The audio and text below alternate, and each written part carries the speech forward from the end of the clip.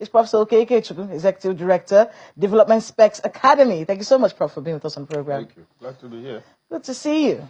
Global tensions. We just finished talking about... are you Catholic? Let's start from there. Born Catholic. Okay, so we started by talking about the Pope and Donald Trump, because that's one of the biggest stories in the world. What do you make of that? Let's close on that with you. The Pope represents an institution, a historical fact, part of what is shaping global thinking. And so for some people, he's like deity. Yes. And coming from the religious background, it's incomprehensible that he could be possibly challenged by anybody.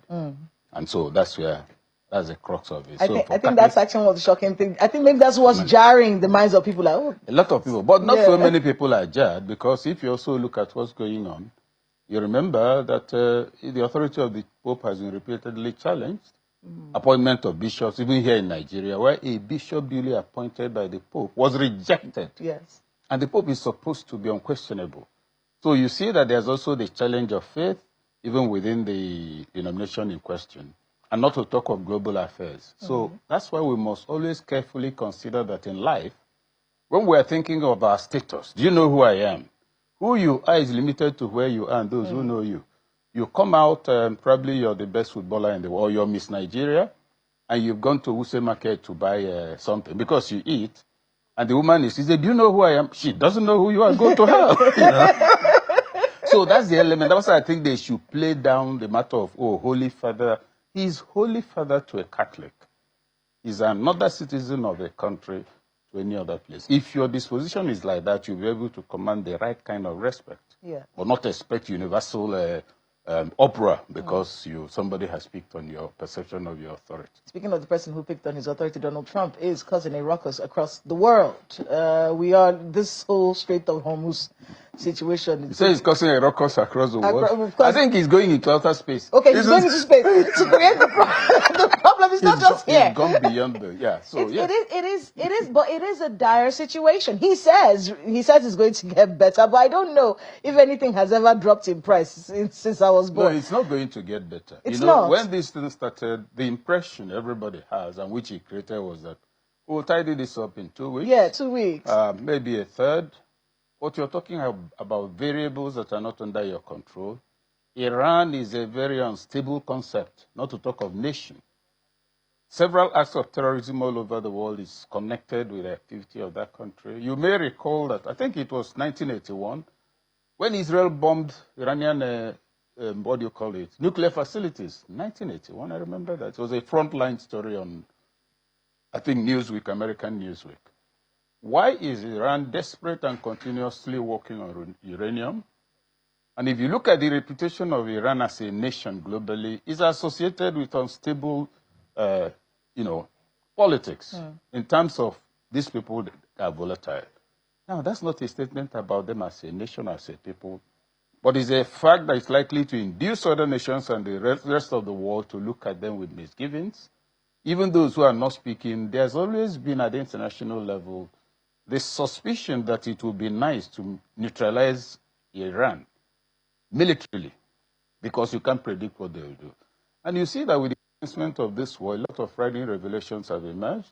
Nobody knew until this war that they had a weapon that can travel over 2,000 miles. Nobody had any idea. And they didn't show it until at the last minute. Yes. Who knows what else they have? And then you see the facilities that are kilometers under the mountain. You will ask, what is it they were preparing for, or they have been preparing for, or they are preparing for? Well, everyone who has nuclear capabilities is preparing for something that we're not sure of, including the people who are accusing them. Thank you. The two countries at war with him, both Israel and nuclear nations. So let me then place it simply on the table.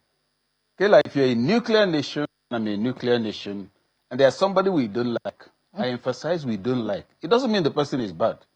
We don't like him, he can affect our interests. We will not allow him to have nuclear weapons. So that brings out the fact that there is no conscience in international politics.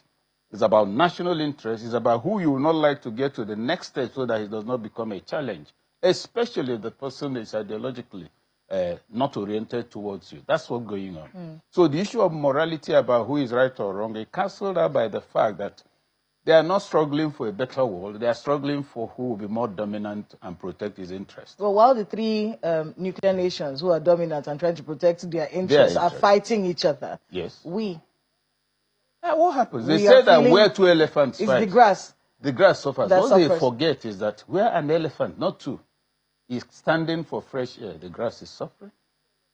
If two elephants are gisting, the grass is suffering. For as long as there's elephant, the grass will always suffer. As a country, are we ready? I saw a statement, I think it's almost on every newspaper, how the federal government is responding to economic shock, and it's attributed to the Minister of Finance, Wale Edun. Said policy misstep in trade systems may hurt consumers. Naira stability comes at a very high cost as the FX reserves are declining. In your view, are we ready? Did we prepare for this? Question on my part, what is it we've ever prepared for?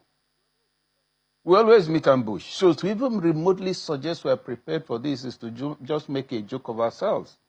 We've now run our own budget for last year. As we speak, go and find out how many institutions, federal establishments, parastatals, and ministries have got allocation. On when last any of them got allocation? Is that caused by Hormuz and Trump and Iran? No. Right now, we are not really functioning as a functional nation, and you're talking about being prepared for externalities. I sat down with you, we drew up a budget in the home that, look, we're going to buy a bag of rice, but beans, let's buy a quarter bag because you don't eat it so. We finished making the budget. Our children are waiting to go to the market, or the house help is waiting to collect the money and go to the market. Nightfall, no market. Second day, no market. 1 week, no market. There's no external force involved. It's us. Now, that's what's happening in Nigeria. What is going to develop from this is that the fallouts of the international bad weather will affect us. That's all. We'll just be victims. Anything happening to the fuel price now, there's nothing we can do about it. All we can hope is that it gets better on that side so that we can get better. Even that hope sounds like a very disappointing. No, it is a bad situation. And why I adopt this orientation in my comments is that people should stop deceiving themselves. Less than 2 months ago, fuel got as low as 800 and something, if you recall. Today is come down also after rising. Now it's about 1,003. Your income hasn't changed. Transportation has gone up. And if you go back 3 years, this is a car you would feel with 8,000-9,000. Now you feel it with about 70-something thousand. Price of food. So the reality is that anybody thinking of a respite in the short term is dreaming. Ayo, my colleague in Lagos, has a few questions for you. Go ahead, Ayo. Thank you, Kayla. Before we go to other issues, Prof, it's good to see you again. Is there any connection? Same here, Ayo. Yeah. Sorry, before your question, I can't see your cup of cocoa. Thank you very much. We don't have to wash all our cups in public, Prof. I just want to find out. These days you should, though, because the leftover may be useful. Go on, sorry. But I just want to check with you, Prof. You know, all of the insecurity issues we've been hearing about in the country, there are a good number of people who have said that there's some imported influence of those wars from the Sahel region and all of that.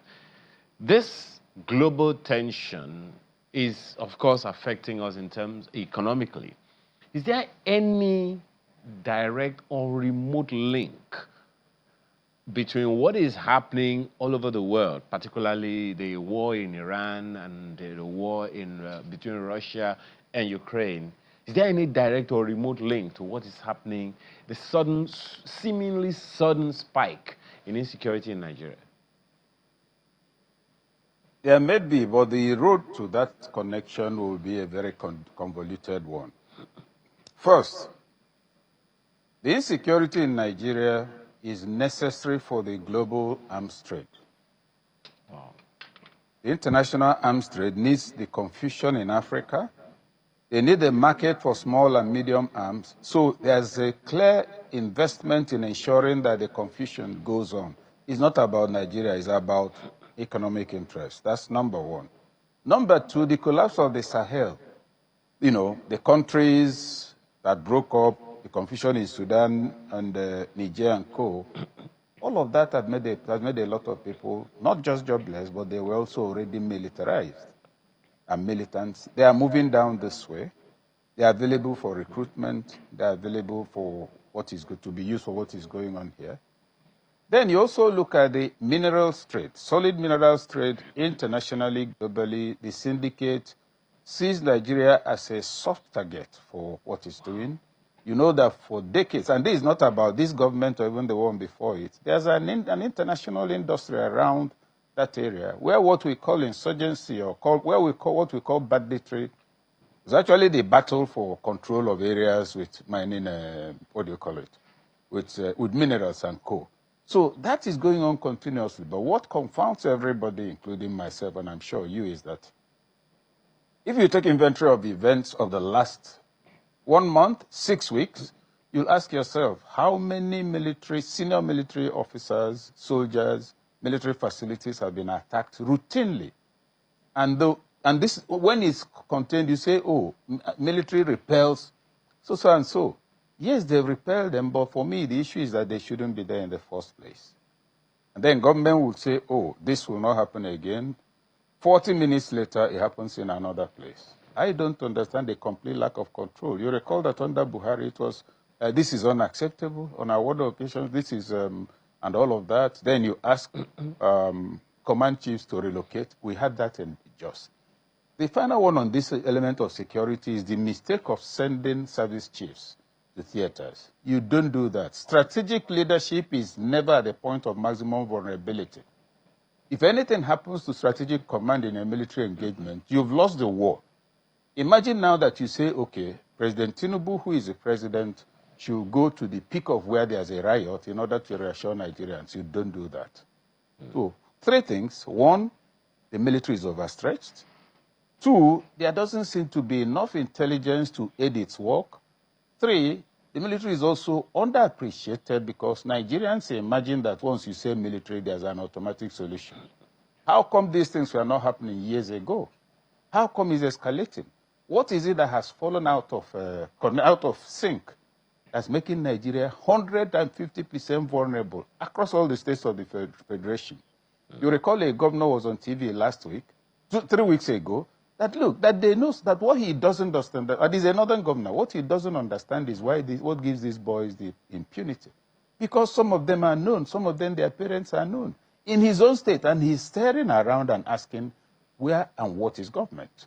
And these are people in government. By now, the plane that was shot down, if you recall, in Niger State, I think 2 years ago, was carrying about 20 soldiers or so. He shot down, they died. What was the thing? This governor addressed the state. Please, don't think of retaliating. Instead, find out so that you negotiate with the bandits. Ayo, if I tell you I understand this, then I'm on drugs. And, you know, it also leads to another, that's a very, very dire one, Prof. It also leads to another permutation, or should I say, a connection that some people are drawing. And you probably have considered it as well. There are those who have also connected this sudden spike in insecurity this year into, okay, every pre-election year, there's a spike in insecurity. Previously, northern governors in particular have cried and, you know, a lot and said, look, we know these people. The question is, why aren't we picking them up? I remember, I think it was there was something that happened, I think it was in Katsina, when all the boys were taken. And the governor came out and said, we know the people behind it. The question is, are we just going to allow them to continue to... What do you think is happening in that wise? Because there are those who have also just one that you mentioned, for instance, when the president went there, spent 10 minutes and left.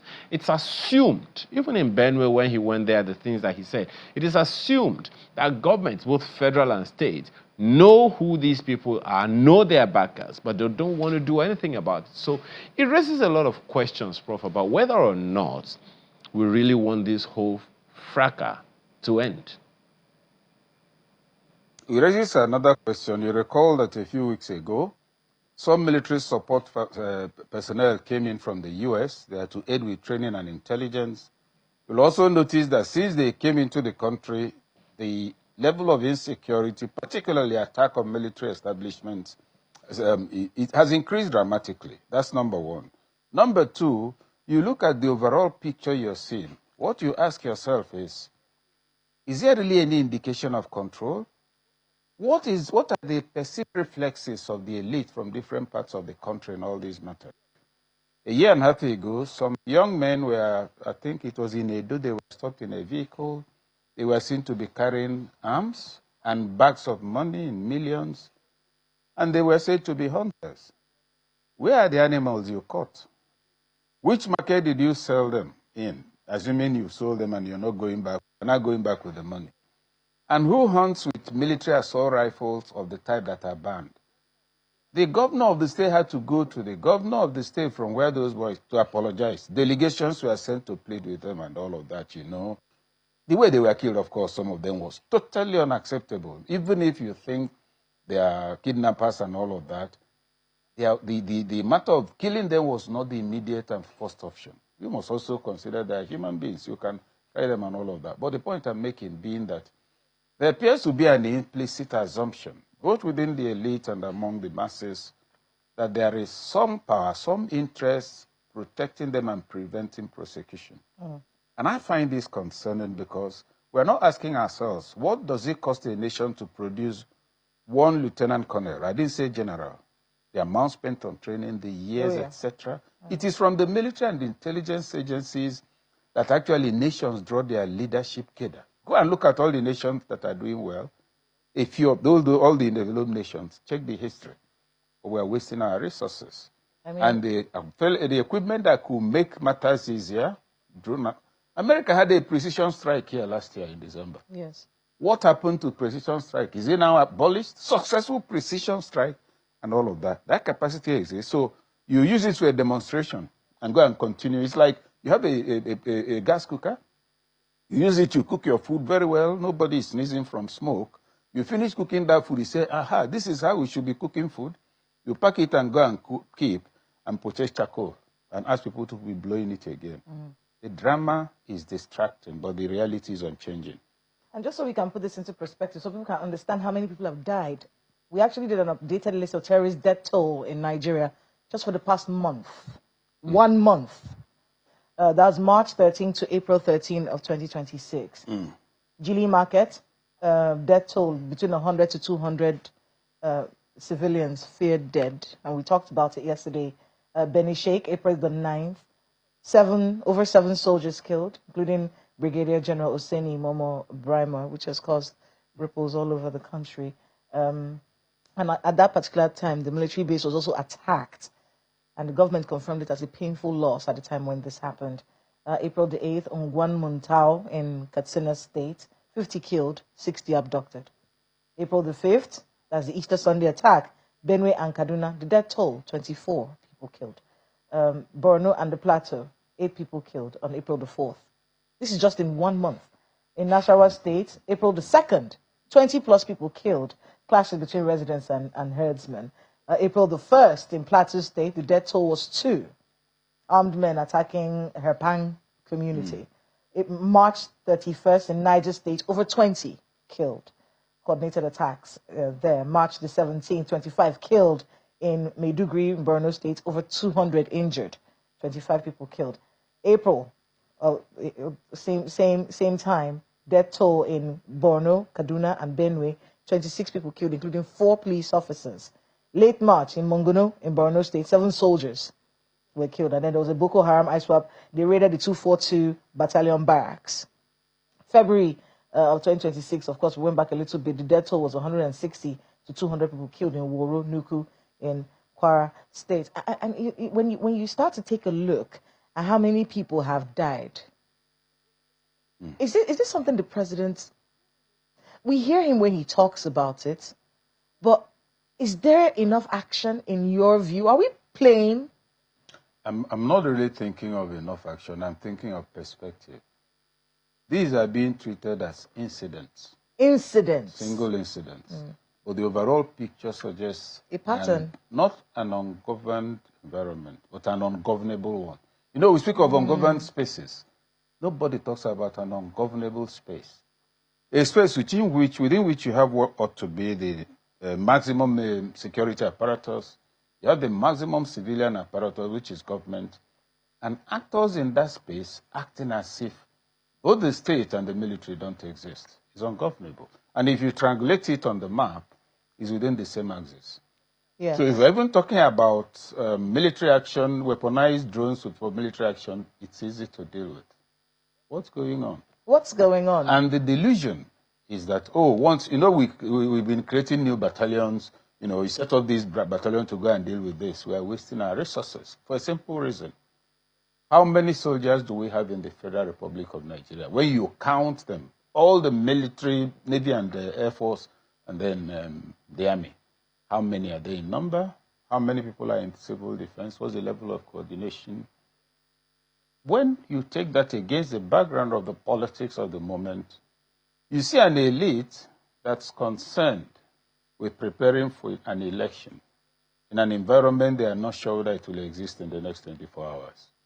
That's the crisis on the table. Someone, on one of our programs, one of our anchors was talking about the president and how he puts so much agility and cunningness into politics. What if we try to put some of that creativity of yours into governance and security, maybe? Well, that could be a matter of perspective. One thing you can't deny is that Tinubu is extremely, resolutely determined, strategic in power acquisition and retention. He's very successful. He also knows how to destabilize his opponents. But the challenge is that this ought to occur within the context of measurable impact on the life of citizens in the positive way. That's the only thing that can sustain you, not just strategy as securing office.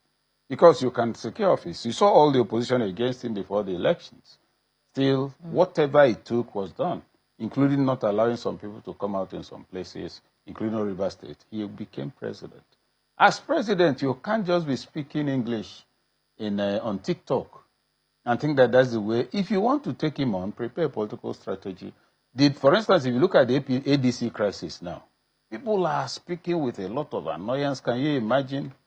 One person at a round table we had, he said, Doc, Prof, you're quiet. I said, I can easily imagine it. That's why I'm quiet. You should know what you're dealing with. Did you expect he will happily supervise your emergence? These are things you would have considered, given the profile of the person we are dealing with. This is the extent of rigor we must exercise in preparing for this business. And so, here we are. Yes. Government preparing for 2027, opposition preparing for 2027, fringe actors preparing for 2027. The living space does not exist. I mean, and just as we're wrapping up, the Supreme Court is going to hear the appeals filed by Kabiru Turaki-led group of the People's Democratic Party and the national chairman of the African Democratic Congress. So we're seeing all of that. That's David Mark. We're seeing all of that happen today. 3 appeals are against the recent judgments of the Court of Appeal in Abuja. So it's something that we're following today on the news, actually, because it is going to be a defining moment for these opposition parties as we wrap up. We hear the ADC is going to be holding their convention. They're still going ahead with what they need to do, what they say they need to do, regardless of everything that's been going on. Your take on that as we wrap up? Well, first of all, every space is governed. Every human space is either governed or ungoverned. If you say there's a government and there's a constitution, there are the things that set the paradigms for what you can do. Now, there's a government in place, part of which is a judiciary, and the general view is that the judiciary can be influenced, at least now. And so the record also suggests that the judiciary had been influenced in the past on political matters. And so for some observers, looking at ADC, they say, well, let them go to court and come out. They'll get nothing out of it. So these appeals may not deliver anything. If they do deliver anything, there must be another obstacle, checkpoint down the road, set by the ruling government where to give them the final blow. You see, the opposition has not been sufficiently strategic from the day this government came in. If you look at the sophisticated engagement, blatant, what you might call it, interventions that led to its emergence, the opposition should have started the day after the election ended. But they were moralizing, and that's the bad part.